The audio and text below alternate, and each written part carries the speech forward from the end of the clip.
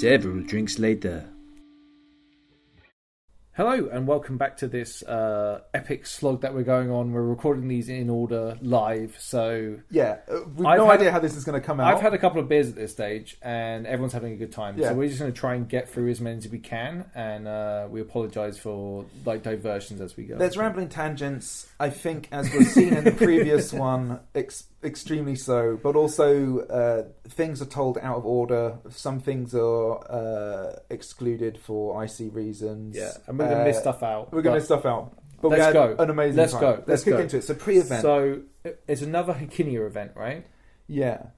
So the idea is, again, obviously, Empire can go ahead. So this had to be put together in a relative hurry again. Yeah. But at this point, Tom, Caitlin, and Phil, and everyone else who helps the crew are just actually like a pretty well-oiled machine, right? At this point, Yeah, they put it together. They are the Eerielight Events group, right? Yeah, and they're kicking. I think they learned a lot of lessons as well from the first event, and just went for something far more ambitious. 130 players. I think it was 135 was on the books. Yeah. But then some players had to drop out at the last minute. So Yeah. I think it was like 129. I think it was 129 in the end, yeah. But it was like, that's a lot of people, and yeah, they smashed it. It was so good. The site was just outside of Birmingham. It was a really good site. Roots and something? Yeah, it's the, I think it's called the Root and Branches. Yeah. Yeah, the Root and Branches, I think it was. No access to water on site, unfortunately. Yeah. But they did provide an absolute shit ton of water. No showers, but toilets. Yeah.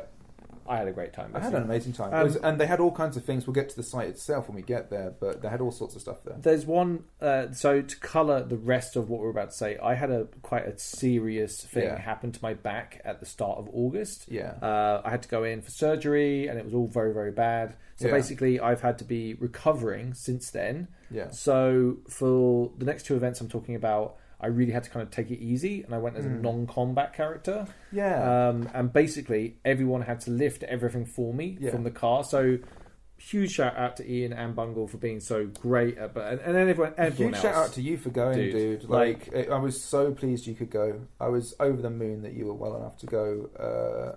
Because, I just, man. It was rough, but like it was great to get out there and laugh. Yeah. To be fair, it looked like you had a really good time. Mate, taking photographs is like the best thing because I couldn't go fight. Yeah. It was like having the camera gave me an excuse to go to places and experience parts of the game that I wouldn't usually, but also like get to enjoy the combat side of things without actually taking part. And you kind of scratched at it a little bit in the previous event because you'd obviously done photography there.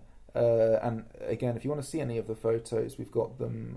Some of them are on the Facebook page, and others are on the LRP Empire photos page. There's a few videos on our Facebook, but like it's the rest fun of stuff, them, right? So hopefully you get a feel for things and the spirit of everything. But yeah, so basically, like I was very tentative the entire weekend about what I could and couldn't do, but fortunately I could walk around quite a lot, and that's basically what I did. So really, really good. Arriving at the event, we got player packs, and they actually had loot in them because it was another sanctioned event. It was another sanctioned event, and this one had like just way more interactions with PD. Like the plot had been planned out a lot more.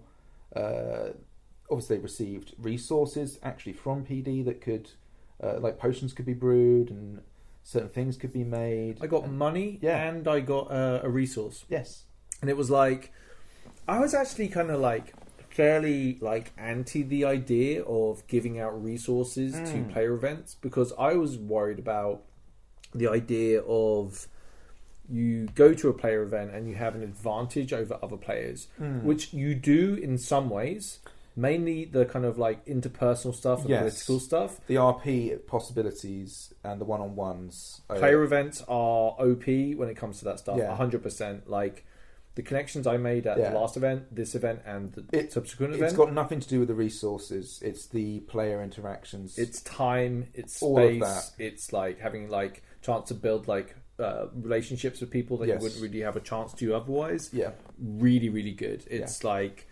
but like having like a little bit of resources coming in, you burn through so many. You spend far more than you get.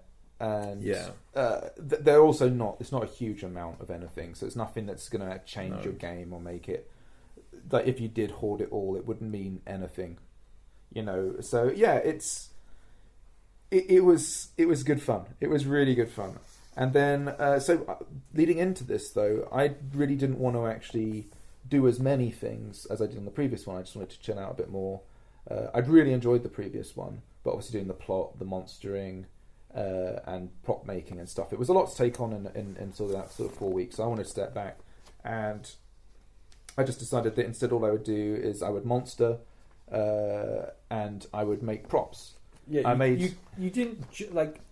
What did you do though? So I made these actually didn't get used, but I'm quite proud of them. They're kind of like these sort of things that can be attached to the chest that have like these arrow wounds that have these arrows that stick out of them. So you could attach. There's 4 of them, so you could kind of mock it up like there's 4 people who've been riddled with arrows, kind of thing. On the field. They all got shot in the chest. Yeah, and, like you put them in your part of your kit, and they kind of sit there, and it kind of looks like you've been taken. So we can set up corpses and stuff. So I did that, and that was quite good fun to make on the prop side of things. And then I also decided I would try and monster something a bit more scary, just to help out, right, to give possibilities. So I got a ghillie suit. I had some of those plastic leaves from before, and I had these 2 monster masks and these sort of rubbery gloves, essentially. So I could make this kind of like dryad-y, kind of forest monstery, sort of high over the lawn kind of style appearance.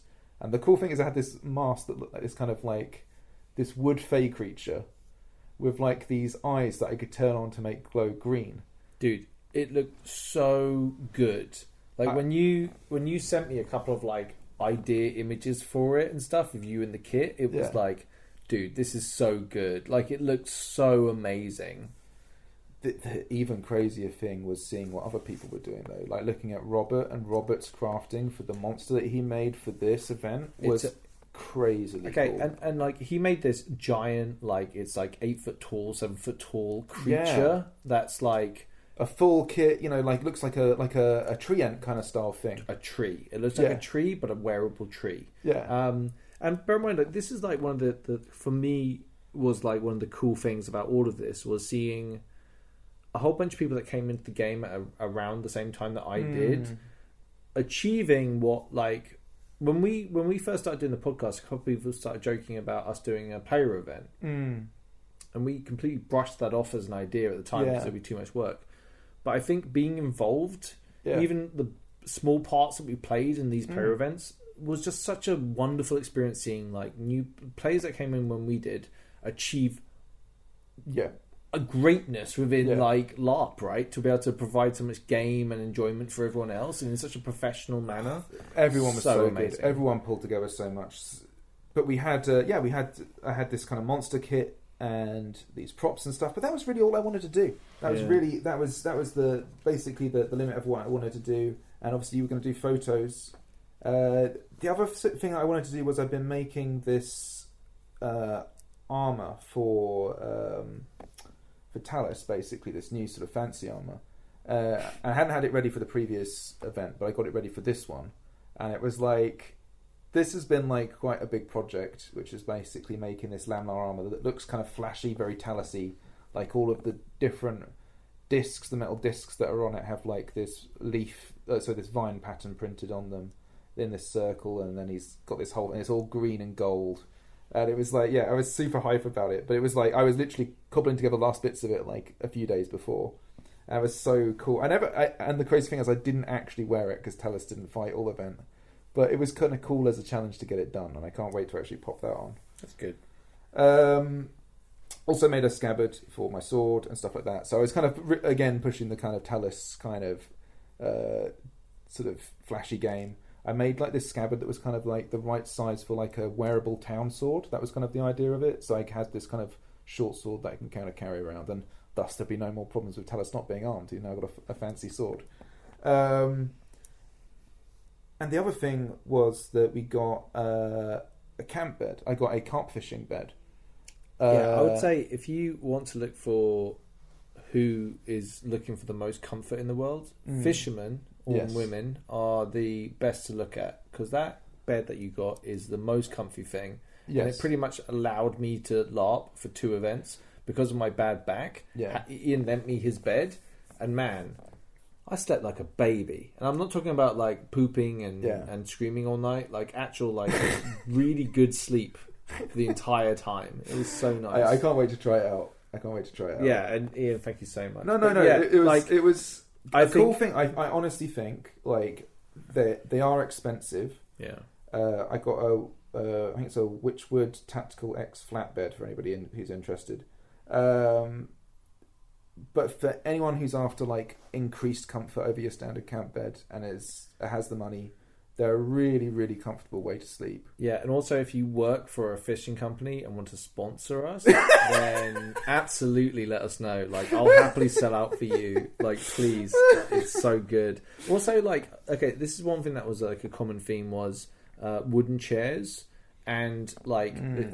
I don't know if this is a comfortable conversation. Like, both me and Ian are not the heaviest dudes, but we're friends with people that are like heavy guys, and it's like the paranoia around some of these chairs and people sitting down in them. They're quite old chairs as well. Like, they're just garden chairs, and it's just like it's really like so for me, I'm really keen on the idea of buying some more like fishing chairs, and putting some throws over them. Yeah, exactly. They travel light. They're really strong. They're not going to make people feel uncomfortable or worried about where they're sitting. They're more comfortable as well. They're so good. Like, I think having a throw over a lot of those just solves all those problems. And the back support, everything about it's like so much better. Oh, it's so much more comfortable. Oh, man. The butt cheeks on some of those wooden ones are really harsh. Yeah. Like, my butt's like 2 peaches on a hanky, right?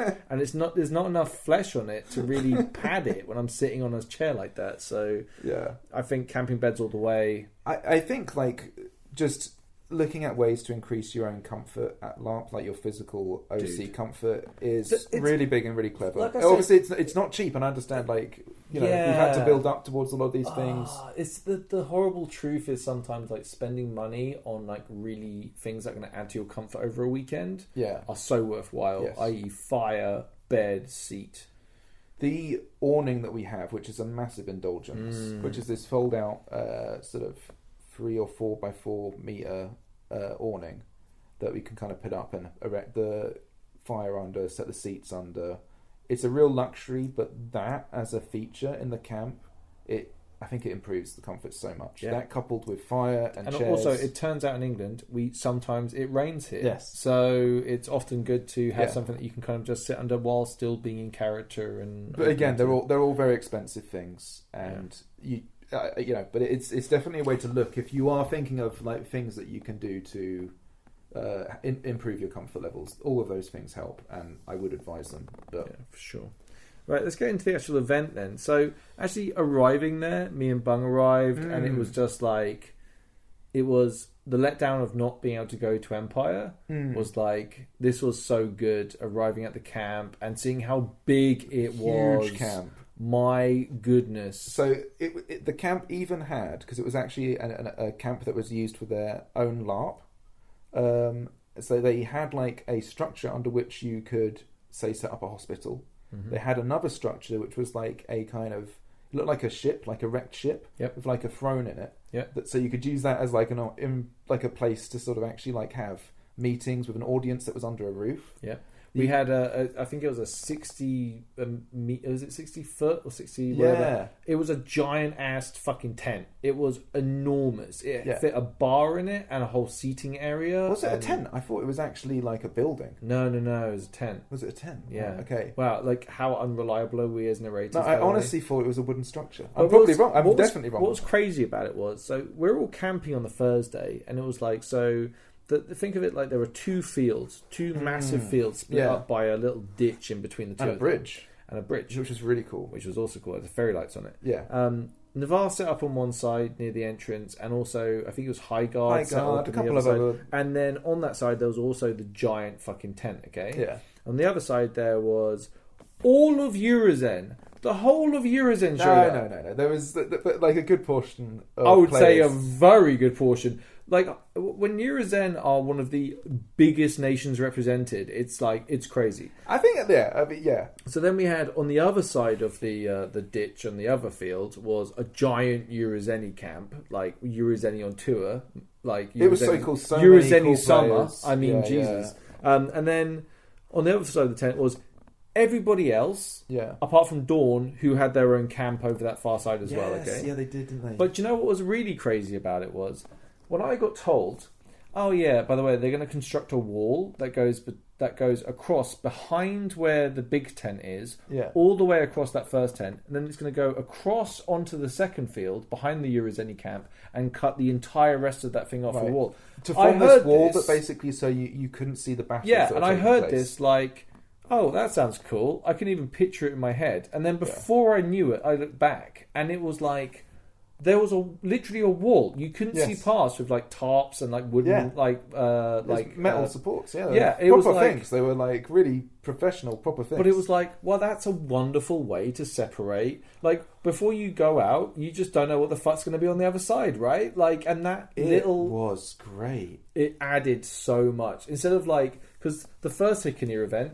It was kind of like light-hearted. It was very hard to hide things, so everyone had to kind of take it with a certain amount of salt. Yeah. But like in this, there were 2 skirmish areas. There was the woodland area, which was amazing. Yeah. And then the giant field area for big battles. And there was that NPC area that was used for like which I was not part of, but there was like meetings with heralds and stuff. And there was like I didn't even get into that. Yeah, there was a whole bunch of crazy stuff happening. It felt like mini Empire. Oh, it felt like mini Empire for sure. Like I really, it's not quite Empire, right? Because there is something very special about like an actual. I described it as methadone compared to heroin, right? Like it was like it's still good, but not as good as. It was just it's a different scale and it's a different beast. I think that's how I would say. I wouldn't even say as good as. No, is a wrong way to put it. Yeah. Like, this was probably one of the best events I've ever been to. Yeah, it was really good. I think seeing all the different nations and having very distinct groups around the thing that you can interact with and how those groups actually interacted rather than having like one homogenous group was really interesting. So we all got set up, had a much more mild Thursday night. Yes, we took it much easier this time. And it was so nice, actually. It was a really lovely, chill thing. Like, also Sasha, Orion's character, had set up like his Varushkan map-selling tent like inside our camp. Super cool, like that whole part of the story is amazing. He's basically created like he's done a bit of cartography and actually gone through the wiki and actually measured up the distances between the different areas on the wiki and designed the map that way. Yeah, so it's like way more precise than what I don't think know. It is. It's damn good mapping. It's a damn good mapping. Yeah, it's good fun and it looks amazing. But we will get to all things mapping over the weekend. It was great, and like so. Orion and Sasha as a character have become really like a kind of an extension of the group almost, like a constantly welcome guest. Definitely. Right, we should get into the actual event. Yes, though, we right? should. Yeah. So you unfortunately had thought you had lost your soft kit. Oh my word. So yeah, I thought I'd lost my soft kit, which was like it was all those things where it's like you could try and make do, but it's like I've worked quite hard to try and like get the look of my kit right?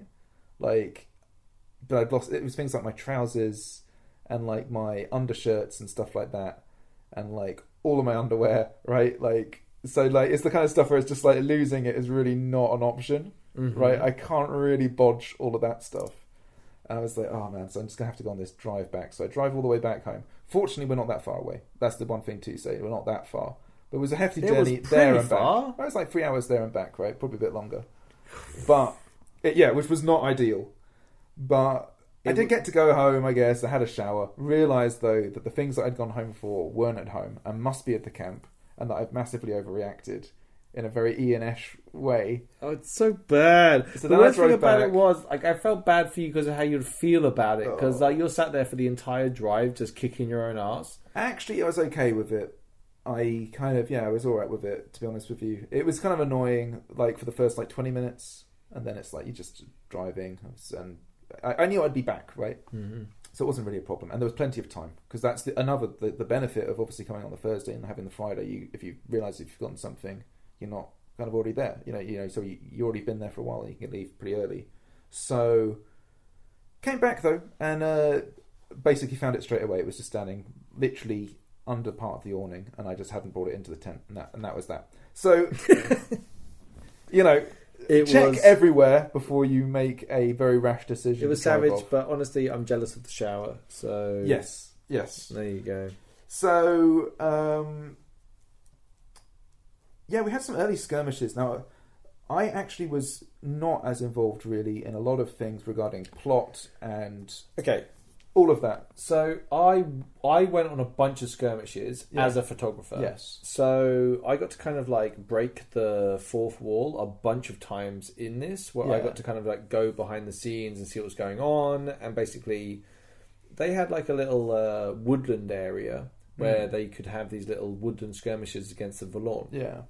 And they were running them every half an hour, and you had the same crew. They took it in turns of 4 hours or so of crewing. Yeah.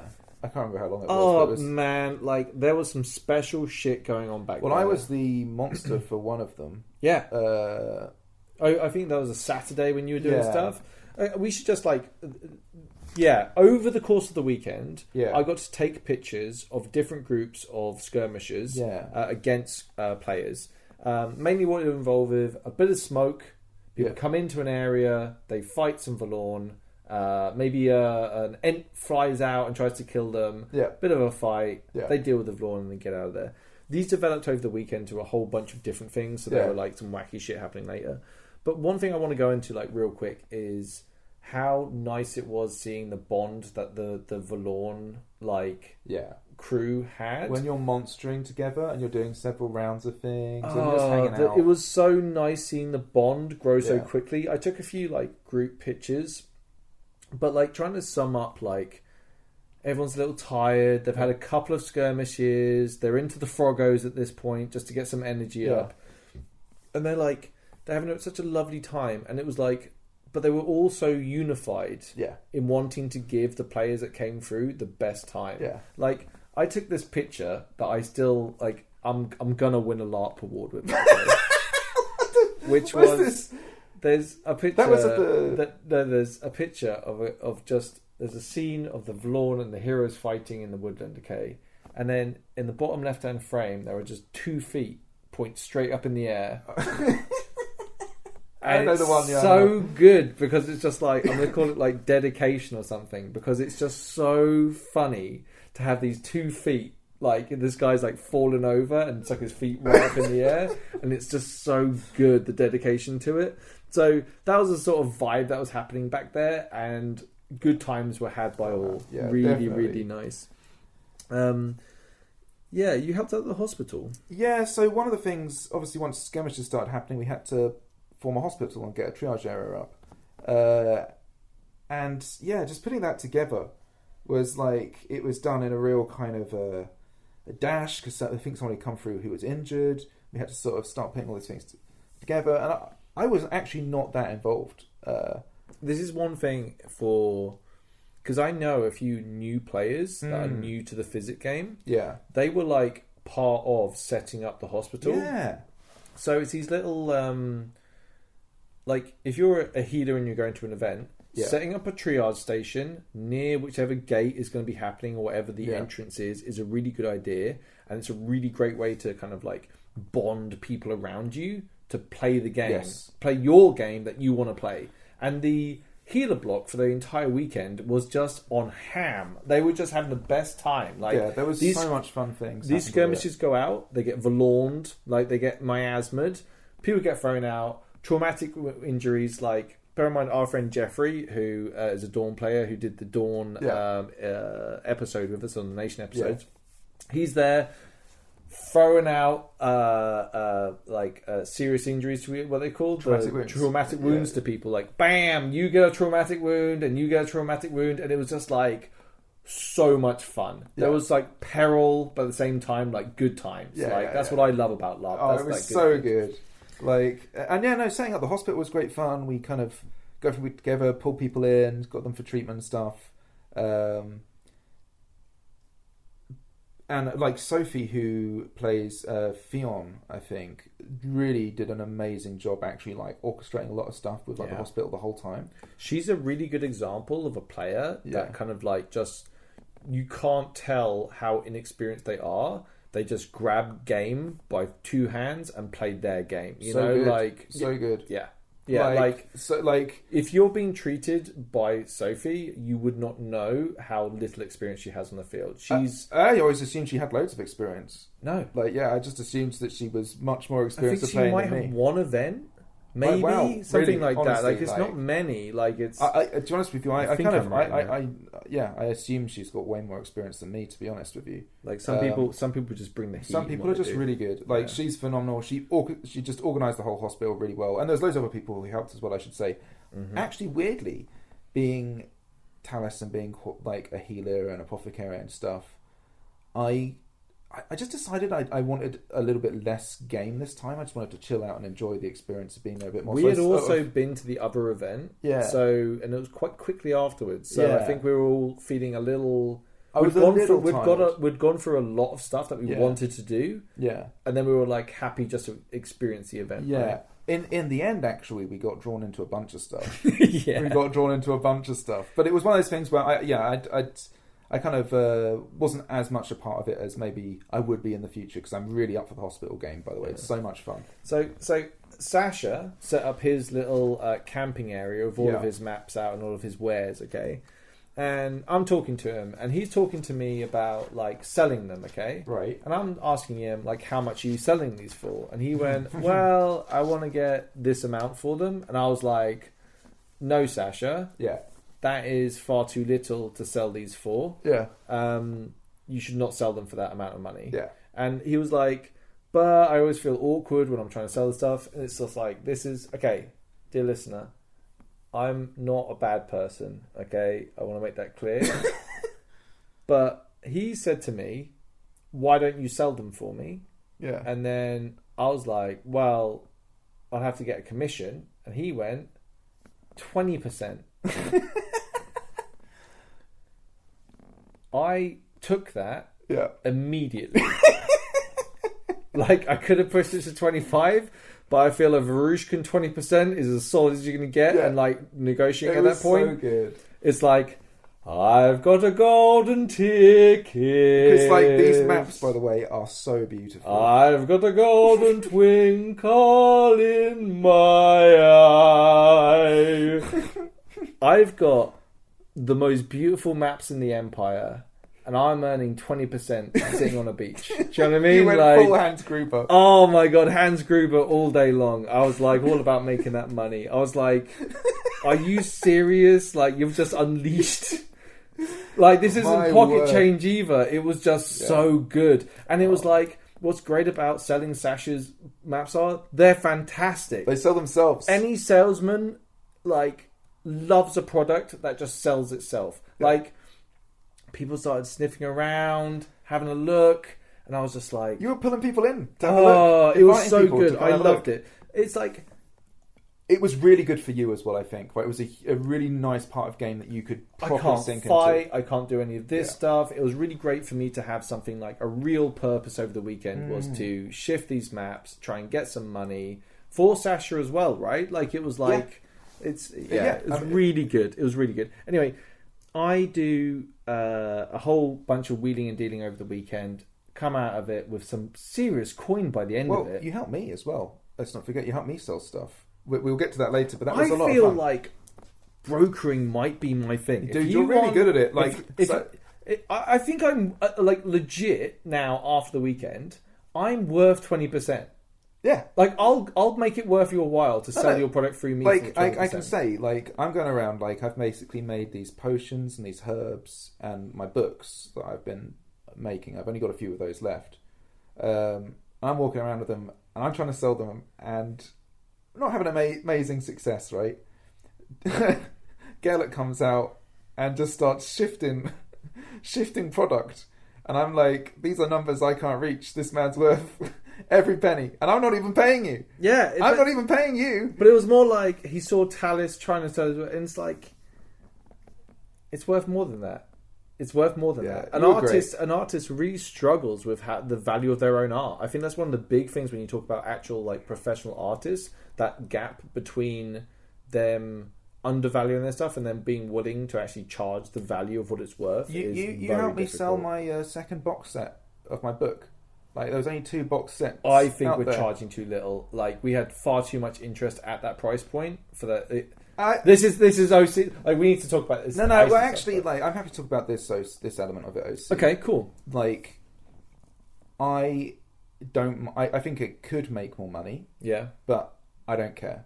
I want it. Okay. Like the whole point of writing the book is that it's part of the game, right? I don't want to just end sessions with like copies of them left in my bag. Agreed. Right? I want to shift them. For premium items, though, I think there's a market. So when we first came into Empire, we had the idea of selling small things a lot to sell money, to make money, okay? Yeah. That's a lot of hard work. That's a lot of hard work. Okay? What you actually want to be doing is, unless you're selling cake with a child, if you're selling cake with a child, ignore what I'm saying, you will make bank. So add child to whatever you're selling, GG, you're going to win, okay? Like, that is making money. You can sell carrots, right?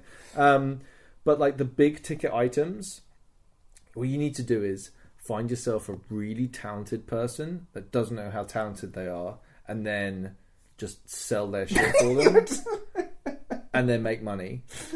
That's it. That's Gellert's road to success. Oh, it was so Find funny. the talent. It was so. There's funny. a word for this. Exploit, I think, is the word, but it is like. That's what you need to do. No, honestly, like you shift product. There's nothing else to be said on the subject. Like there's a notable increase of. But I think it's more like when I'm selling stuff, I'm never dishonest about what I'm selling. No. It's like you just basically need to let people know what you're selling, what it is, and then like and why it's special, and then players will come to you. I literally had a thing. I won't say who it was, but in the Eurozeni group. Yeah. I come over there with a bunch of these, and immediately, by the way, I'm also saying, here is these maps, here is how much they're worth. If you want this, like you're gonna have to let me know and put coin up. Otherwise, if someone else comes along with a better offer, I'm gonna have to take that offer. Yeah. Okay, there are no other offers. Yeah, there is just the impression of other offers, and then people just start reaching for their wallets and trying to gather coin. This one gentleman he had a throne and resources. Right. And I was like, well, we'll have to take them, but I would want a higher markup on the things. Then he got his broker in, and she came over and was like looking at all this stuff and was just like, this is worth this much, this is worth this much. And he was like, okay, how much would you play for then? And it's just like, that's the markup price. And it's like, well, let's do that trade then. Yeah. And it's like, just to give me the coin. Yeah. And this is all playing out, okay? Yeah. Sasha saw this interaction and literally had to walk away. As the creator of the product, could not hack the kind of intensity of the bartering and how hard... Because Sasha would be like, just take it. Please take it. You clearly love it. Just enjoy it. Like, that's Sasha. He's such a lovely person. Yeah. But it was like so much fun seeing people like...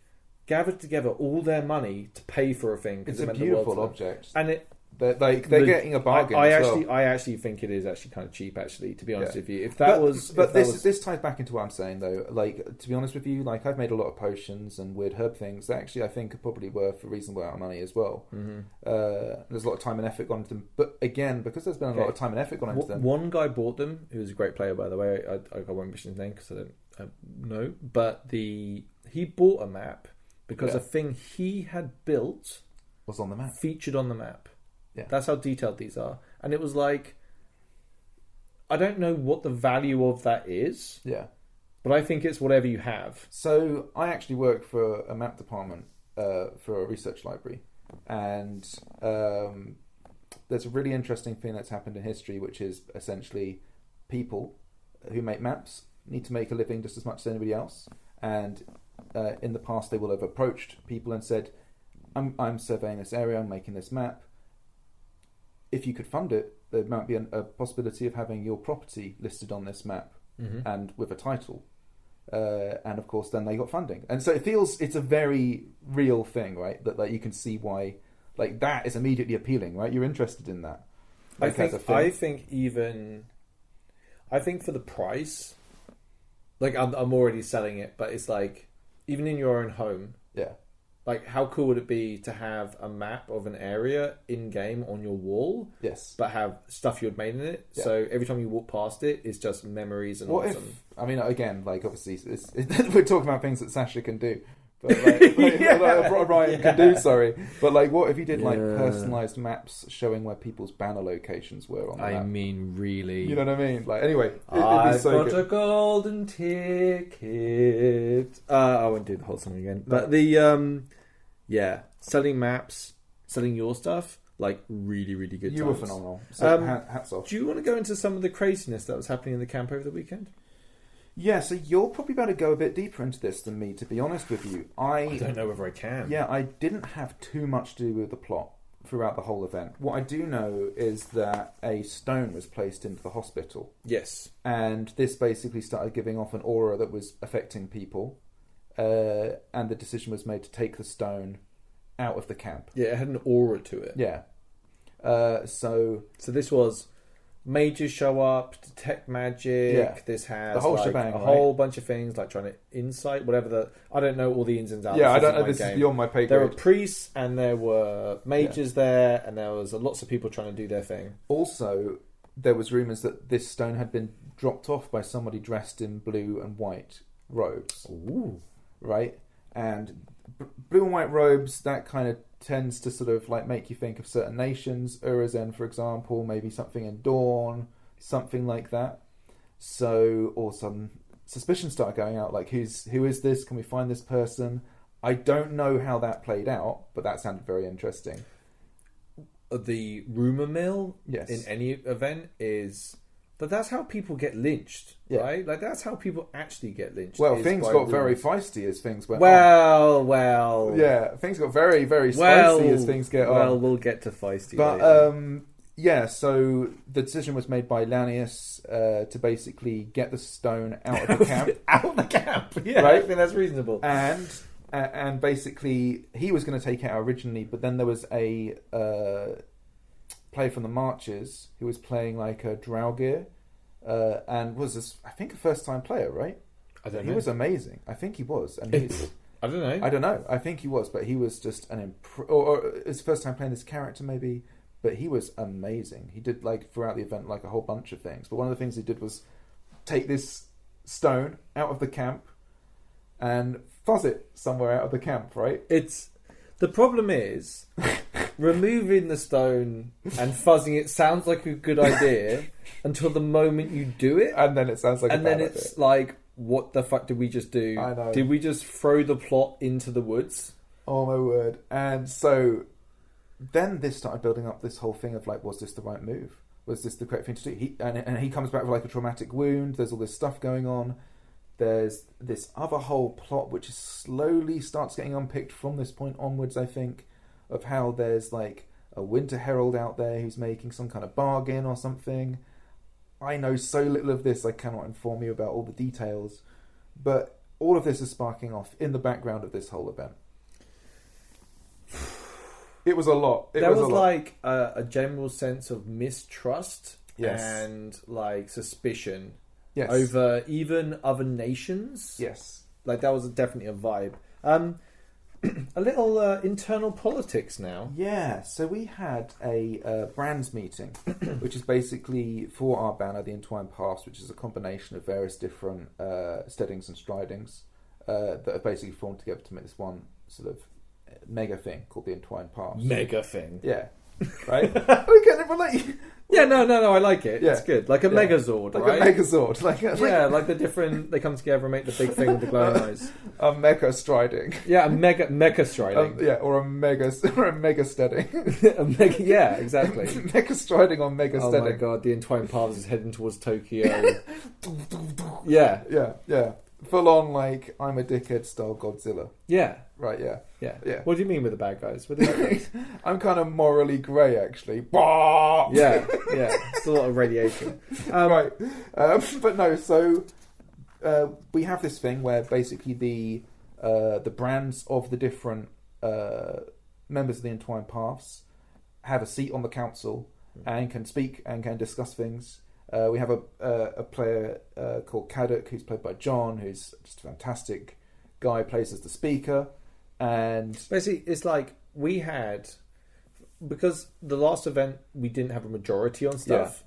So a lot of this stuff was more like a group of those steadings and stridings were coming together to really lay out what would best be described as a constitution. Yeah, the constitution of the Entwined Paths. And it was a really fun chat. Yeah. And it was like, okay, so there were like changing of power. So there was discussion about what power the speaker should have, if any. And everyone was so respectful of the circle. Yes. And who's allowed to speak, like, for example, that we have, like, obviously voting positions and advisory positions. Yeah, how they interact with each other, where the power actually lies, all of this stuff. And it's like, we're kind of setting up a kind of, it's very feudal. It's kind of like the chiefs of each thing are the absolute, like, the top, but they're legislator or whatever. They answer to their subordinates. But they aren't. Yeah, exactly. Yeah, right. And the advisors on each subject have no vote on anything and can be completely ignored and actually voted out. So there's loads of. But the consequence of those experts speaking on the things they're expert about and those details being ignored would be spoken of, right? It would be noted. Yeah. Like you can have that kind of thing. Like it's basically any like political like graduate is like they're like it's really fun talking about it and going through the nuance of like legalities and how things will approach with this. And dude, this is coming from someone who, when we first started, was like, I never want to do any meetings ever. Yes. Yeah. And now I am like balls deep in this meeting, having the best fucking time. It's so good. Like, but also like I like the power dynamic between Talis and Gellert. Like, I asked your permission to speak. Yeah. Okay. Like, and you were like, speak freely. And then I was like, I could feel like tacit approval of stuff that I was saying and other stuff. It was really fun interacting. There was a really, like, over the course between the two events, there was a whole thing of, at the end of the last event, for Talis, the question was resolved, right? About where his kind of heart lay. His loyalties. Yeah, and his loyalties and all of that. Like, but one thing that happened during the course of the event, which is a bit further in the future, but it kind of links in now, so I'll speak about it now. So was Lanius approached me, and he had like this. He basically had the conversation about with me, and was like, and I think you're where you need to be, kind of thing, right? And I was literally about to approach him and say the same thing, like about what my decision was, and he got me like this pendant, which is like this owl clutching these three arrows. And it's just like and it's like the owl is the symbol of like the crystal skies, and then the arrows, obviously all this it was super cool, right? I was really touched by it. That's awesome, right? And it was like we embraced, and it was proper I'll always like try and help, right? Like I'm always there, but this is where I need to be, kind of stuff. I got a really nice, genuinely really nice character resolution to a bunch of stuff. But I think that's what's cool about story, right? Like, even by and D&D players will know this, LARPers will know this. Sorry, excuse me. Arcs happen naturally, and you should just enjoy them and then be aware of them when they happen, right? Like, I would also agree that arc, that wave of the character arc's over, but there's another wave coming. It will flavour everything that comes after it. But that very specific thing, and I think that was the hangover for 2 years. So therefore, having a chance to process that and get it out is so good. Yeah, it was a really cool thing to do as a group, and it was exactly what I wanted from the character. Mm-hmm. Like that is exactly what I sought out for. And it was really nice the way that everybody helped guide it and treat it as a story element. Because bear in mind, we're talking about this from like a perspective of I'm getting into RP, right, and people have allowed me kind of to tell this story as we've grown into more and more RP and got better at it, and I got like a really satisfying character resolution to that particular element. So I had a cracking time. That was a really touching moment. Okay, songs and stories, mini songs and stories. Oh my word. So this was run by Vic 2 Feet, who is Justin's character, who is known as the big guy from the earlier episodes, who Yeah. is now also played as Keaton previously. I got like, big homie feels for Justin. Like getting a chance to hang awesome. out with him and game with him is really, really He fun. came over to our camp a bunch of times. Was hanging out. We had just a top class fellow, and so he was running Songs and Stories, and there were just phenomenal performances. Right, bear in mind, talking 129 people. Mm-hmm. There's so much talent there. Like people doing beautiful songs. I mean, there was this guy, I think he was from Dawn. I'm terribly sorry if I'm wrong, but he was so talented and he was doing all these different things. Justin's putting out some absolute bangers, kills his voice on the first night because he's just belting them out. They're so good. Sophie did a bunch of songs. Her character Fionn just delivered, I think, around 2 or 3 different songs during the course of the night. It was That's really awesome. good. And this was a theme actually. I got the feeling, I don't know if you felt this, but at Anvil, I should say, there are key players that do things that are really important to a nation. Yeah. And at player events, they're not there. Yeah. So people step up to the plate. This happened on Friday night a lot, actually, where people were just singing songs on Thursday as well, actually. And it didn't matter if you got the words wrong or you're out of key or got the timing right. Everyone just wanted to hear you sing or whatever it was. It was and just exactly enjoy it. like the same spirit as Songs and Stories. Yes. It was Songs and Stories. No separation. It was Songs and Stories. Yeah, it was so good. Agreed. And don't apologize. All of that was whatever there. you got is good enough. The spirit of it was totally Songs and Stories. But going back to the in character Songs and Stories on that Friday night, I rock up there, okay? Yeah. And I've had a couple of Chardonnays, Yeah. okay?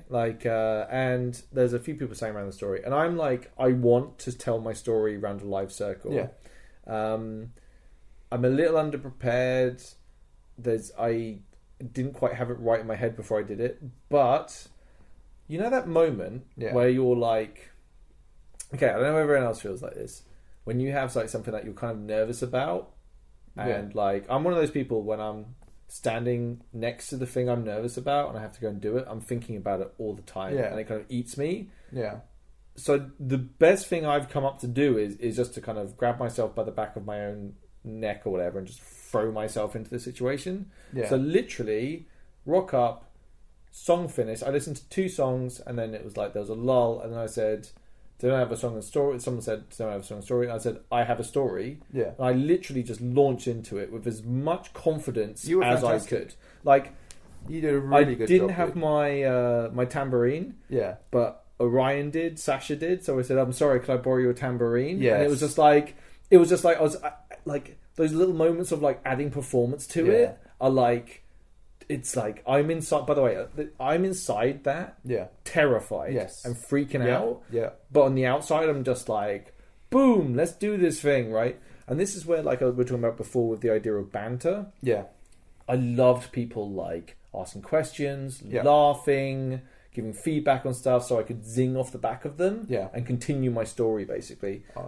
It was so good, dude. You did an amazing performance. There's a couple of hooks that I didn't put in, which I wanted to put in, which is annoying, but it came off great. I actually missed a little part of it because I found out halfway through that I left the lights on in my car, so I literally had to run and turn them off. I'm so sorry, by the way. You just had a rough, I was so a practicality sorry. weekend. Oh, it was one of those where I was just geez. So I literally missed a little bit of the middle, but I actually really enjoyed it, dude. It was such a tragic moment for that to happen. I'm so sorry I left. No, but I think it's more it's still good, and also it's something I have to remind myself is just because something isn't how you perfectly view it in your mind doesn't mean it doesn't have value. So when you're putting it out there, just because it isn't up to where you wanted it to be doesn't mean that you didn't let other people enjoy it, right? Yeah. And there was just a great spirit of everybody giving it a go, right? And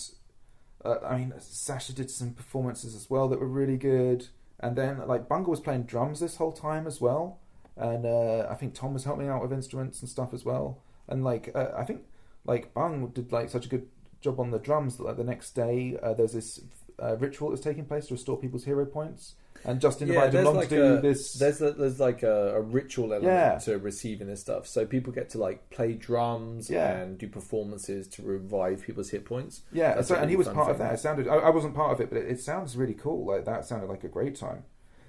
The thing that happened for me at Songs and Stories was there's this player called Ravadia, I think, and she was like phenomenal all event.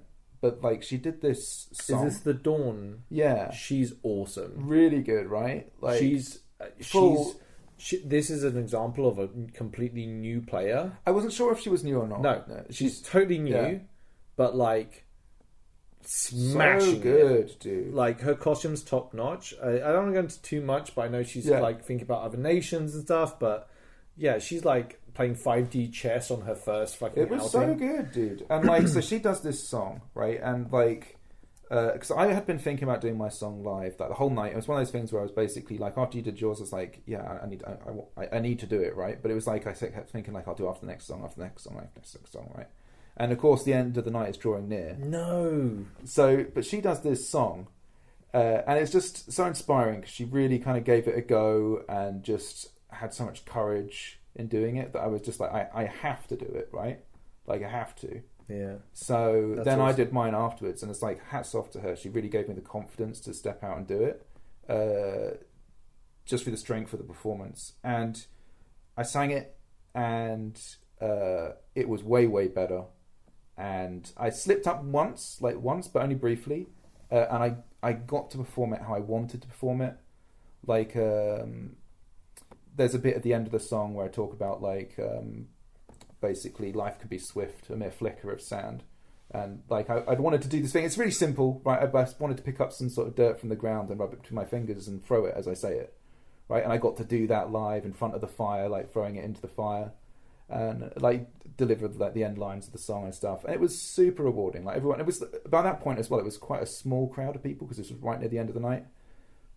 But yeah, walking away and knowing that I'd actually performed it better was so good, dude. I felt really great afterwards, mate. That's what it's all about. That's exactly what the fuck it's all about. That was probably like one of the main parts of my event. Just actually doing that was so good. So like massive thanks to Becca for that. She was great. She was actually like a really welcome part to a whole bunch of my like couple of weekends. So yeah. Anyway, let's keep going, Ian. Yeah, into Saturday. Ian, we're so slow right now. We need to keep going. We're doing all right. We're into Saturday. Oh man, do you reckon we're going to be able to make the whole thing? We'll finish this one, but we'll see where we go. But like, no, we're into Saturday then. So okay, it kicks off with a battle against the Valorn, right? Yeah. And like this, we're talking now a lot bigger scale battles than we've had before. Okay, actually, I'll do this one. Yeah. Okay, so me being photographer, I was like lovely skirting through. Oh, I just want to say, like, I really want to touch on one point. The crew for the skirmishes were absolutely fantastic. They gave their time and effort, and they were so good. Like little things, like one of them said to me, "You should be wearing a high vis while we're doing these things." I'm like, that's a really great point. High vising it up is a really good thing so it doesn't confuse players. But like really, they were just so good, the crew, by the way. I just want to say you're spot on. Like everybody I worked with was professional, safe, wanting good game, guiding good game. Yeah, really, so really good.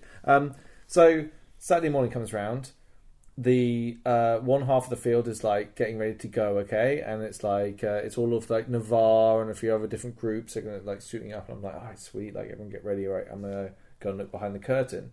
So I literally go up to the curtain, I pull it back, and I go through, and it's like a whole different world. It's like there's Valorn, there's Eerielight, there's Ents, there's a giant tree man. It's like, I'm like, holy fuck, there sure are a lot of you and not many people behind the curtain that's about to face you. And I was like, this is gonna be bad. This is gonna be very bad. Like big monster characters. Everyone was fucking hype. Everyone got to sleep the day before. Like everyone's good to go. Yeah. The battle is like Eerielight way at the other end of the field. Okay. Yeah. They're all sitting there like, Kui, come get us, rah, rah, rah. Yeah. Imperial forces go through the gate. They spread out. Yeah. start advancing down the field.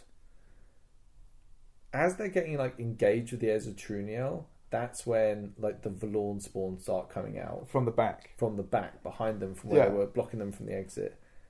Also joined by ents, like tree, like normal sized tree people. Yeah, so I was dressed in my kind of woodland monster costume, essentially. Which is like, there's 3 of us. Which is surprisingly simple when you actually went through it with me. Yeah. Because my interaction with it was like as a kind of enjoying it in game. Yeah.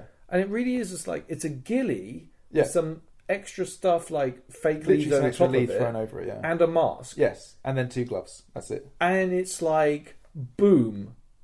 Fucking forest monster creature running along, high speed, terrifying. Hopefully it was that way. Like the mask sells it all. Actually, the mask is a really good mask. Agreed, the mask is really good. But you made like a little gang. I got like one picture which is really really nice, which is a guy like after the battle, which was one of the M people raising his hands in the air in celebration of how much fun he had. And I think that's a really good representation of it, right? Like, you had Jeffrey following around Tom, who was in the big monster suit, and he can't hear shit, and he's being guided around, and everything's going well.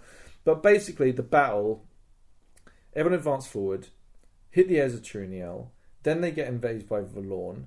They have to try and do something, I can't remember what. I can't remember. A ritual. I think there was a ritual something. that had to take place. Yeah. Then they're like, we need to get the fuck out of here, and then they're trying to leave. Robert's trying to like guide people. Like everything's a little bit nutty. Yeah. And then they kept on getting hit by wave after wave after wave of baddies. Yeah. Until it got to that bit right in the middle, right, where everything got a bit crazy. Yeah. It broke down into like sort of like 1v1, 1v2 fights at stages, and a couple of Navarre went down.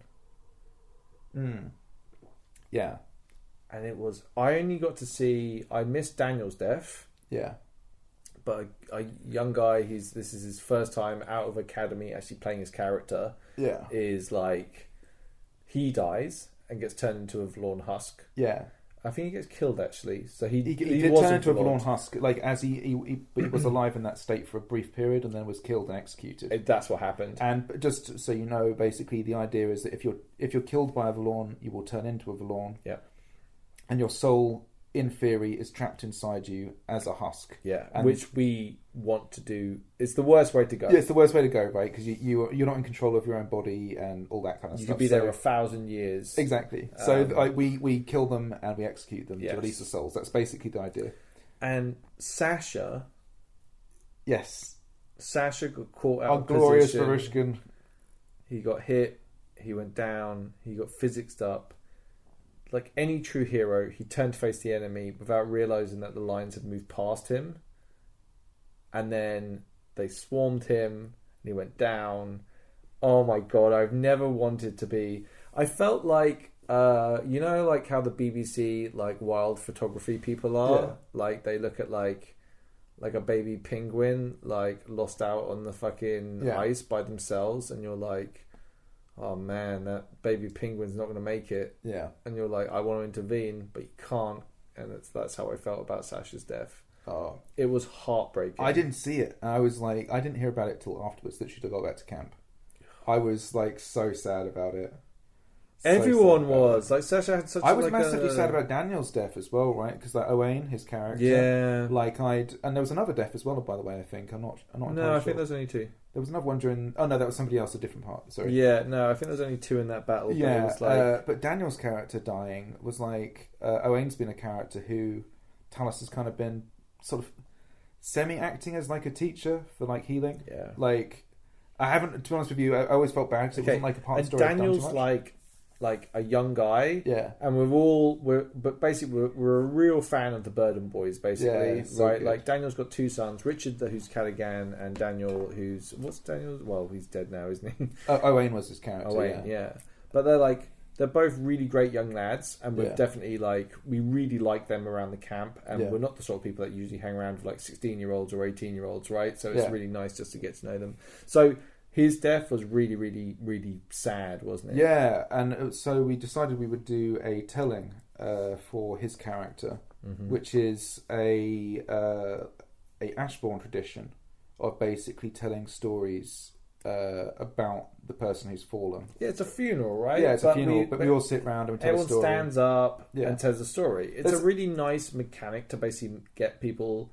Like, if you die, lots of people don't really realise their effect they have on the game. Mm-hmm. So even a lot of his telling was very OC. Like, we were like... Yeah, I think we all brushed against it, but I think there was like as well like respect for keeping it IC. No, and, I want to clarify that by being like there were just genuine feels. Yes, for how great we think Daniel is as a guy. So we're like, we're telling stories about Gawain or whatever, but it's really about him and how great he is. Yeah. That was a really nice touching moment. It's a cool thing that we have as a striding, and it's basically looks like it's becoming something that we're going to do for the wider Entwined Paths. And it's a cool thing for me because I'm like I semi-lead it, it was a really good fun thing to do. So we were going to do that for Wayne, and the plan was to do it for Sasha. Mm-hmm.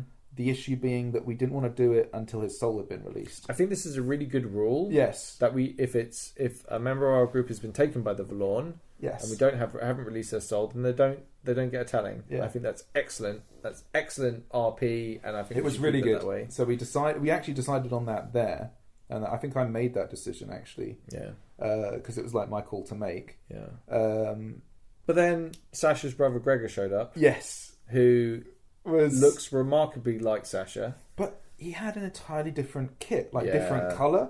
Like, because Sasha wore a lot of red. He went for the mustard. And then he came back with this kind of mustard costume, but he also had this cool hat that had all of these kind of symbols on it. Yeah. And then he played it like, in fact, he'd been coming here to have a word with his brother because he was actually the guy who made the maps, and his brother was like taking a cut from it and stuff. I was like, me and Sasha made a deal. Like, he was like, I'm his broker. I make 30%. Yeah, you upped it by 10%. He was like, so good. He was like, that doesn't sound right. And I was like, I'm just testing you. It's only 20%. Yeah. But it's good that you figured it out like so fast. Just like your brother. And then it's like that. Then we went back into business together. It was so good. Yeah, and it was like, you just hit it off where you were and went about selling maps. And it's like, it was a really cool moment. Like, and like he came back. Because the thing is as well, Gregor is actually a separate character as well. Yeah, and like that was. Really cool. He's definitely different. Yeah, different from Sasha. Yeah, they're not the same person. They're not the same person. He did a really good job of it. And bear in mind, he had to. When you die like that, you have to throw it together pretty quickly. Mm-hmm. He did. He was prepared. He knew. He was planning. Like he knew that things could happen. Yeah, like we touched on earlier, we went around and we did lots of skirmishes. I took a lot of pictures of different skirmishes, which was really fun. Yeah. We sold a lot of potions as well.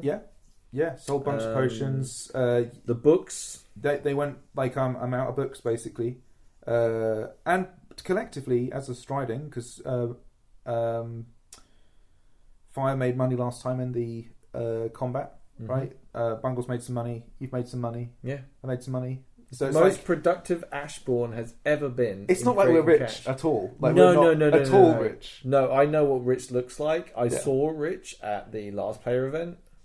So it was the fact that I walked up with this book in this box, and I was like, I normally sell these for like 4 thrones, and someone just dropped a 5 throne coin and was like, do you have change? Yeah, I bet you've never seen a coin that big, was literally what they said. I was like, knowing that it was true. It's so good. It was a great moment. Mate, there is rich and there is wealthy, and we're not even either of those levels yet. No, we are decidedly modest. Just is what I would say. Like we're very we can barely understand our own standard of living, right? We can barely afford it. Yeah. So that was all great. Like, what did Lanius give you? That was the bit I was talking about earlier. He gave me that pendant. Yeah. So that was really cool. That was just a really nice moment. Something else that was really good fun to do, actually, like throughout both events, I quite liked having these wooden bowls, and I'd fill them with like sweets and things. I'd just walk around offering them to people, and I did it quite a bit in like a mother hen kind of way, I suppose, at the first event. But at the second event, I had like these cupcakes and stuff like this, and I just had a really great time walking around all the camps, just giving them away. And it was just like, it was cool. I got to talk to a lot of people and hang out. I have a pet peeve of when Asnak is going around in a circle and everyone just keeps handing each other the bowl forever, going round in a circle, and it pisses me off. I'm like, I'm that guy who this has been here twice before. If anyone wanted this, they would have taken it by now. That's me. It's just moving slowly ever onwards through this drunken meander of going round in a circle, and I don't want any part of it anymore. I just don't want to be. Send it back the other way. You know? Don't worry, I'll ping it back when it gets to me again. You had a cupcake like everyone else. No, I didn't. That's not true. That's a lie. I did not have any cupcakes. Anyway, stones. Let's talk about the stones. Yeah, so there was. We talked before about a stone that was placed in the hospital. Again, I was not really hugely part of this plot. There were 2 other stones apparently somewhere else, different place in the camp. They actually resolved, and there's so much stuff that happened in the background of this that I don't know about. But they managed to resolve this stuff by basically going back, finding the stone that had been lost out the night before, and getting it, bringing it back, destroying the enchantment or whatever it is that was on it, and doing the same for the other 3 stones. Cadogan was heavily involved in all of this, by the way. Yeah, there were players that put multiple loads of people effort coming in. to seeing him and like getting consultations on what to do and performing rituals, all kinds of stuff that was well beyond my sphere of knowledge. Basically, we ended up with these 3 cursed, broken sort of stones at our camp. And that was just like so random and weird, but it was really good fun.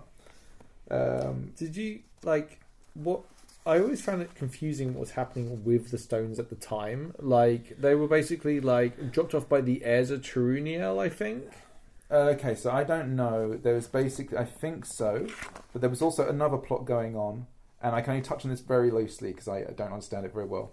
There was another plot going on, and the main plot was essentially there was a group of people who were here before and they went missing, and one of those people had made a bargain with some winter herald or something that they would make some sacrifice, and part of it involved becoming a Draugr, which is to sort of like become this lineage. I bumped into some of this. Right. There was, but part of it was also, part of this spell also meant that the person thought that they'd been there for 15 years or something, when in fact they'd only been there for a few months. This caused massive conversations across the whole camp. Again, I wasn't massively part of it, but our friend Simon, who plays Marcus, was this guy. Okay, I didn't know this. Yeah. All I knew was that he wasn't who his character was. Yes. And I was like, okay, so I was getting kind of drunk and having a good time, and it was like, oh, we're going to go on the skirmish, and I was like, I can't fight, and they were like, well, why don't you just hold the light? And I was like, I can hold the light. So basically, I got lent a light from an orc player. I had loads of really great interactions with the orcs, by the way, which I really can't go into, but they're amazing. So I'm holding this light, and we're going to go off, and we're going to go to the woods, and then the ritualists are going to go into some aura. Right. They're going to do some sort of conversation with some people, and then we're going to come out, and we have to stay really quiet because the Valorn are all around us, and it could kick off if we do. Right. So, but there's 20 of us armed to the teeth heading off as this escort in the dark. I didn't know Me about holding this light. And, Simon's character just starts, dropping, ever so often, the odd little thing that's oh shit. Oh no, this could go bad. So it was me and Becca, the Dornish person I was talking about before, were I'm giving her looks this shit's about to go fucking south right fucking now, and I'm talking to him hey brother, why don't we relax, why don't you tell me your problems? He's like, no, we made a deal, you're alright. And he keeps on trying to escalate up, and I'm we bring him back down again, escalate up, and we bring him back down again. And then finally we managed to kind of the people finish their conversation, and then we leave. But then there's loads of rumours about one of the ritualists being left behind, and there's loads of I didn't know any of this. And this is what happens at LARP, late. Yeah. Weird, what's going on, who's missing, no, the person's found, they're at their camp, no, they're still missing, who told you that, blah, blah, blah. Chaos. So, the only thing I knew about any of this was when Ravidia held the sort of this kind of impromptu kind of meeting, basically, is the way to describe it, right on the field. All the players were called to this sort of standing, if you like, to come and listen to what had been going on. Mm-hmm. And she kind of voiced it all with some of the other players of the events as they understood them. And then everybody was able to ask sort of loose questions and stuff. It was cool. It was a really cool moment. And part of the product of this shortly after was that people worked out that Simon's character, who was this person from this deal that had been made, was actually in our camp. And therefore the decision was made, until they could decide what to do, that they should just keep him busy. So they asked Sinwig to basically keep him occupied, which basically meant plying him with alcohol at the entire path's camp. And so, it's a very nefarious solution to a problem. It was, and but yeah, so that was. I actually have no idea how that plot actually panned out, but it sounded like a lot of fun. But I think like there's part of it where I kind of like, I don't need to know everything that happened at an event. Yeah, I'm more than happy to bump into parts of it and have stories to tell that I can learn what actually happened later down the line. You know, one of the things where this impacted me most was the effect all of the background stuff in this event regarding the stones and things impacted Urizen and the politics there. Because Lanius had made the decision, obviously, to get the stone out of the camp. Other people had other opinions on whether or not that was a good action. There's also a lot of internal friction within Urizen, which was quite interesting. I can't go into it too much, but like fairly... No. There was all sorts of Urizen-y popping off this weekend. It was really good. It was really good. But it was quite late at night. But it was good. Yeah, like I would say, if you have to do some RP, don't wait until 3 a.m. to do it. Yes, or you will upset a lot of people who aren't involved in your game. But it was cool RP though. I have to say it was. Yeah, totally. So what's this Bungle as bandit leader NPC? So I heard Bungle was basically telling me, and again, I wasn't here for any of this. This is purely third-party storytelling. But he was telling me that he did this thing where there was a plot with one of the players that they were like an ex-thief. Oh, I heard about this. Yeah. And they had stolen the loot, or there was something about like these trade a partnership, so basically a job gone bad. Right? Yeah, so it was basically these people who was this kind of bandit leader who was played by Bungle, and some other people basically got in touch with this character, and like they're obviously old crime buddies, to have a meeting with him. They invite him to this meeting, he goes along, and they basically ask him where the chest is. And he's like, what chest? And all this, and it kind of is like a conversation about like, you know what chest it was? If you didn't have it, who had it kind of thing. Like they'd obviously done a job together, the chest had gone missing, classic so Reservoir Dogs kind of style stuff. And it ended in a shanking and then like, sending him on his way. It sounded cool. Like I wasn't part of it, but like I think Bungle had a really good time doing it. Mate, like Bungle's coming into his own right now. There was a bar. Yeah. And I drank quite a lot on Saturday night. And another thing you did that I thought was very, very entertaining was we go up to the bar and you're like, I'll buy everyone here at the bar a drink. And bear in mind, this is all in IC money. And it was like, it was the way that your character suddenly became Flash with the cash. And you were standing right next to Talus. And then he was like, I kind of looked at you and say, like, I approve of all of this, right? Like, this idea of, like, you going a little bit fancy. You're getting a little bit... But I think there was an element, and I really don't want to go too much into this, where Talus doesn't know quite yet, but he's might have got an inkling that Gellert Ashbourne is more than he appears to be. Yeah. And he's getting his fingers into many different pies. No, we know about this. Yeah. And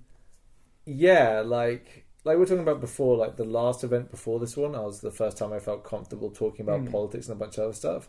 Like I was holding court like at Fallen Queen, right? Like I was just like, I got into like a conversation with a new player and we went pretty hard on the political stuff. I even had to go up to the guy and be like, hey, I'm really sorry. And he was like, I was like, hey, I'm really sorry if that went too hard, like politically. He was like, no, man, I loved that. Like, new player, really, really loved it. But yeah, it was cool. It was just like as a character element, you being suddenly Flash with money, and pretty good, right? It was really nice. I loved it as being Talus, right? But it's prosperous. Yeah.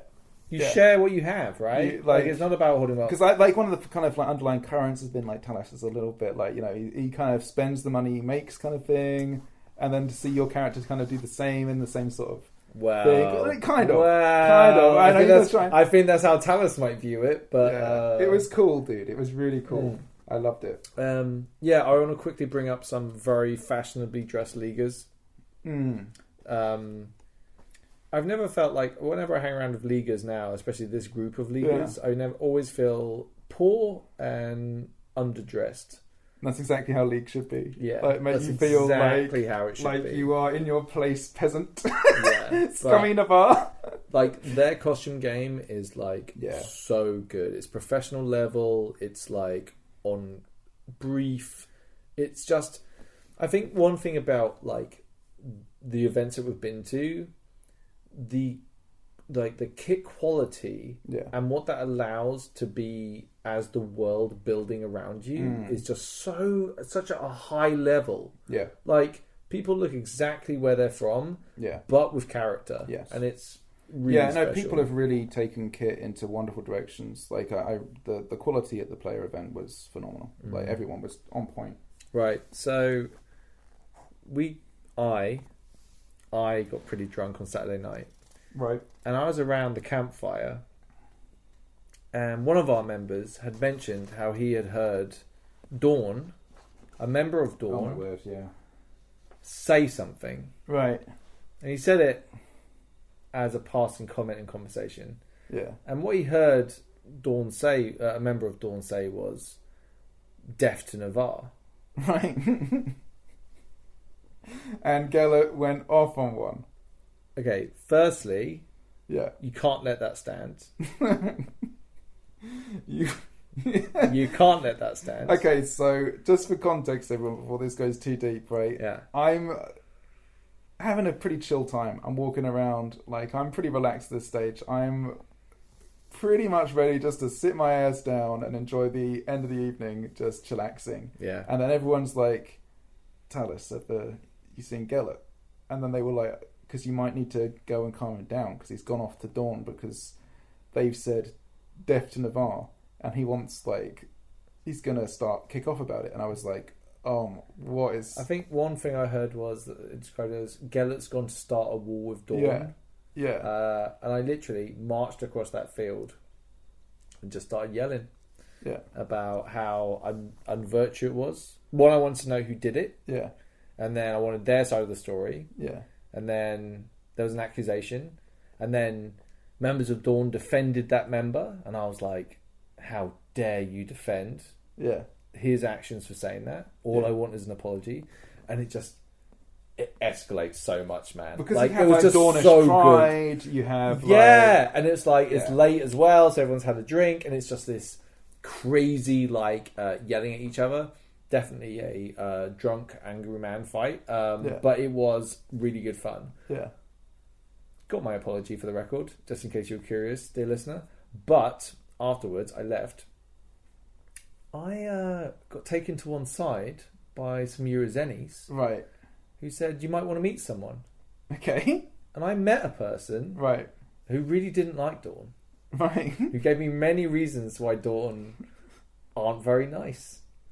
Right. You sure you can talk about all this? Well, I'm going to talk about it in the way that is like abstract, but my only point to illustrate this is, I don't think it's a secret that this person doesn't like Dawn, by the way.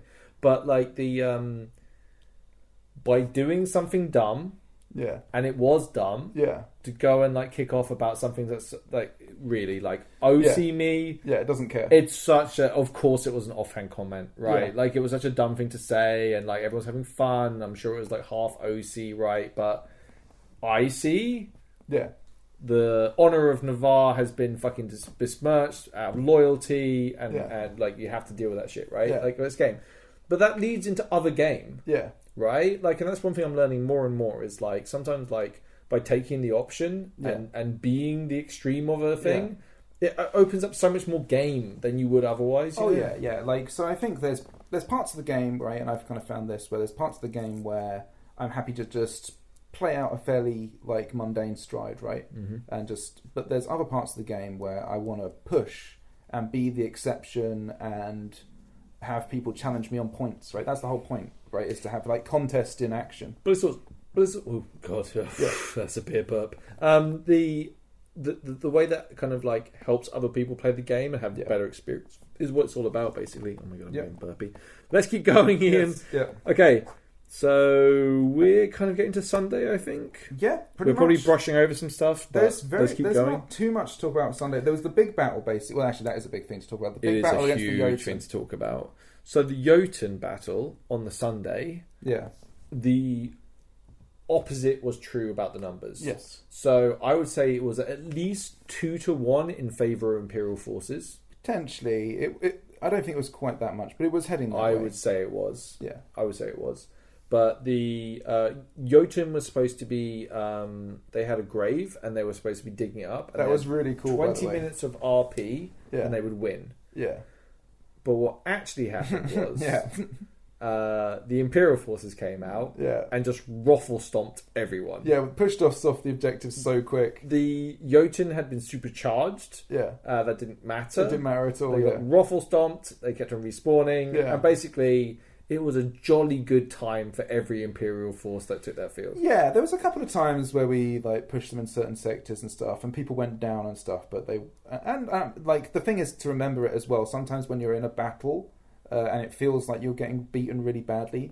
For other players on the other side, other parts of the line, it's actually quite desperate. This is talking from me photographing. Yes, you're a photographer, and it's like, so I had like, it's slightly different from being in those moments. Yes. And I think, like, honestly, like, I shouldn't take away, they were a wrecking machine. Oh, yeah. They worked so well together and doing stuff. They were amazing. There were, and I hate mentioning it, okay, let's talk about not taking calls. Yeah, I mean, so... Not taking calls is very real, and it happens, and I really don't know how it happens. Because, okay, there was a shield, there was a line of polearm weapons and other things from the Jotun, okay? Yeah. They were deliberately designed as a block to work together, because they all had strike down. Yeah. They were approached by a line of heavy infantry from the Imperials. Yeah. They all said at once... their call and then strike down, then hit down on the Imperials. There were 6 of them. Not one Imperial citizen was struck down. It was crazy. Yeah, I mean, look, it's unfortunate. I really, to be honest with you, like, it's one of those things where I don't want to dwell on it too much because the obviousness of everything that's involved in it. Yeah. In terms of, like, the solutions are fairly obvious and what we would desire is fairly obvious. I think what it means is more like, I think for some players they don't know what the calls are. Oh, that's a very different thing, but a very true thing. That happens. I think that is true, and I think there's something to be said about, like, there was a really good player pack at that event. Yeah, that literally had every single call written out. So if you're not sure at all about every call that you can have, if you don't know what ability and power does on your weapon, look it up. Right, like these are things that you kind of have to bring to the game. I also understand that in the intensity of battle, it's sometimes hard to hear. Yeah. Right. So I would always like to give benefit of doubt to players. Yes. But it from my point of view, it did seem a little silly at times with the lack of calls on that battle. That would be my only critique. Yeah, there's so many elements involved in all of it, and basically when I'm monstering, and like I was in both the battles, I'm just there. I'm providing fun and challenge where I can, right? Mm-hmm. And ultimately, I get killed a lot. That's kind of my job. Right, like, it's just to get killed a lot and to try and make the act of killing me pleasurable and to provide peril along the way. Right, that's it. Right, and I can buy into that a fair bit of the way. Obviously, when there's certain things where you're like, if you'd taken that call, we could have had a more expansive moment. I find that disappointing. Right, like, for me, it's like, I want to play the game. Yeah. Okay, like, I don't want to be. Like, when Ifan died, I could have made a very clear decision to either ignore the call, when everyone had passed me by, pretend that my leg was healed, and then run back. Mm-hmm. I had all of these options to do that. Yeah. And I chose not to, and it was one of the most rewarding experiences I've ever had in the game. Yeah. I think there's so many different elements in it, like, with regards to, do people hear it? Do people understand it? All of that. that it's hard to talk about in terms of anything beyond, as I said, that I think everyone understands the spirit of what we're after. I hope so. Yeah, and it was to be honest with you as well, like when I'm monstering or whatever, if people aren't taking the calls, I normally just go somewhere else and play to have fun. I think I'm going to change that now. I'm much more in favour of talking to referees now. Yeah. Much more than I was before. I think it's because I have much more confidence in like what I think should be expected or how I understand the rules to be expected. And by the way, it sounds like we're making a huge issue of this. I think it's just because it happened and it's something that does happen in LARP. And it should be something that's talked about. And it's like, it's I guess it's the time it's happened where it's felt like it's and the right amount of experience maybe from us where we feel like we can talk about certain things. Yeah, exactly. You know, it's difficult. And I think it's part of the game and therefore definitely worth talking about. Totally. Without being like, oh, it's this group of players from this nation or whatever. Yeah, it's not about that at all, because this happens all over the place, by the way. Every skirmish and battle. Yeah. And just to, like, I always give benefit of the doubt to the players. Orcs struggle to hear a lot more because of the mask. If you're in a creature costume, so I had this even harder. Actually, and this is how this can happen. This is why you always have to give it the benefit of the doubt, right? I'm wearing my monster costume with this mask on. There's a bunch of times, there's 2 instances that happened particularly. I got venomed somehow. I didn't feel the hit, and I didn't hear the call. And the ref had to come and tell me, you've been venomed, you're dying of venom. Yeah. I honestly couldn't hear it. I couldn't feel it. I think this might happen with steel helmets as well. Yeah, I wouldn't be surprised. Hearing definitely gets reduced. Dropped off. Yeah, I honestly couldn't hear very much at all. Yeah. And then the other time that happened that was interesting was I got taken down as this monster, and I'm basically getting jabbed by Brad, and who plays Vespasian, and another Eerielight. But I'd fallen, and I couldn't actually see this myself, but I'd fallen into a form patch. And I couldn't hear what they said, but it was kind of things where I didn't understand what they'd said until I stood up. But he said, "Oh, let him stand up, and then we can continue fighting." I thought he was saying, "Back off," because they're under pressure. That was my interpretation of what they were saying, like let's fall back. So I stood up and I attacked him, right? Which was obviously he was letting me up OC in order to make sure that I was safe. I think that's fine. It was fine. It was fine, but it was just one of those things where it made me think like how easily you can mishear something when you're wearing a costume. I think there's like something to be said between 2 mates fighting compared to 2 strangers. Well, he didn't know who I was in the costume. That's what I mean. But a lot of people can take like undue offence at someone else through purely like whatever. I think generally the LARP community is really good. Is to be honest with you, the end thing I'd say on this, like I think there is always going to be a certain percentage of players that are selfish, unfortunately. Yeah, and that's just the way it is, right? Like, but I think the vast majority want to play the game in the best spirit possible, and that includes like dying, risking it all, right? You count your counts. Yeah. You take your cleaves. Yeah. You take your strike downs and your paralysis as like a good citizen, like you should. You know? It was but generally, just to be honest, to round out that battle, it just was a really good battle. Yes. To be honest with you, I had a really good time being a Jotun. I was absolutely shattered at the end of it. Well, you gave the whole Jotun force gave so much. I was like they running... kept on getting respawned and going out there and giving it their I went out for every respawn, and it was just like, and I died a lot, right? Yes. I died a lot. A lot of people died a lot. Yeah. So but it was a really good fun battle. Hopefully, we find it entertainment for them. And they enjoyed it. We're getting there. This is the end of Sunday from the Shadow event. The only other thing to say, actually, at the end of the battle was that there was a Valorn attack at the very end of it, and one of those Valorn was Sasha. And they got killed. They killed him, and they executed him, releasing the spirit, which meant that now we can have a telling for him. Yes. And that was the last real story note from the event. I think the story, the telling of Sasha will be a really good thing to look forward to. I'm really hype about it. Who looks forward to a funeral? We do. We do. Absolutely. We're going to take a real quick break. A real quick one. And then we're going to find out whether we're going to try and do the last player event or not. Yeah. But it's been cracking talking about all this again. Yeah. Really, really good. Thank you for listening as always. See you soon. Bye. See you soon.